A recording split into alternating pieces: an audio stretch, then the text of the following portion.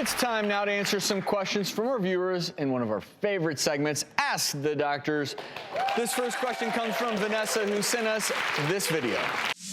Hi doctors. Since I was around 10 years old, I've had this really weird pigmentation only on the right side of my face. It almost goes directly down the center and makes me feel super insecure.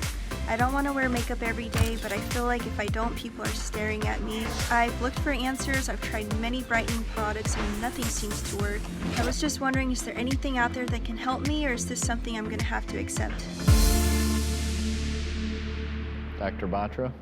So Vanessa, this actually isn't just discoloration. This is most likely something called a speckled lentiginous nevus, which is actually a pigmented birthmark, and it can often come on by the age of 2, but sometimes, as in your case, can even occur by the time you're 10 or so and get darker. So it's really interesting. It's actually the way the pigment cells will migrate in and occupy the skin, and that's why it forms that very distinct developmental line there, and those polka dots in slightly lighter color. I understand that Vanessa has tried a number of fading creams and different products, and the problem is because this is genetic, while even lasers or creams may help in the short term, I really hope she's going to save her money because these are not going to fade in the long term. This is part of her genetic makeup, and I'd actually much prefer, Vanessa, that you focus your energy on really protecting the skin from the sun, because just like moles, these pigmented cells can sometimes turn dangerous over time. So unfortunately, not maybe the cosmetic answer you were hoping for, but at least now you know what it is, and you know that it's a part of you.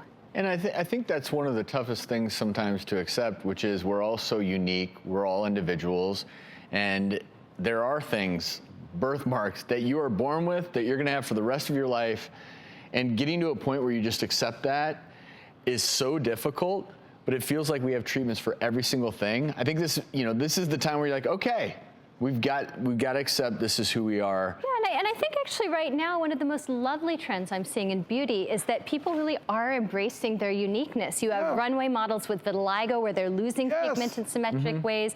This is beautiful on her. I mean, she's already olive toned. She has these freckles so distinctive in the pattern. I know she doesn't love it, but I think part of it is just the not knowing and not having information, thinking that is this acquired, is this part of me? Maybe that if she kind of comes to peace that this is part of her, she can embrace it.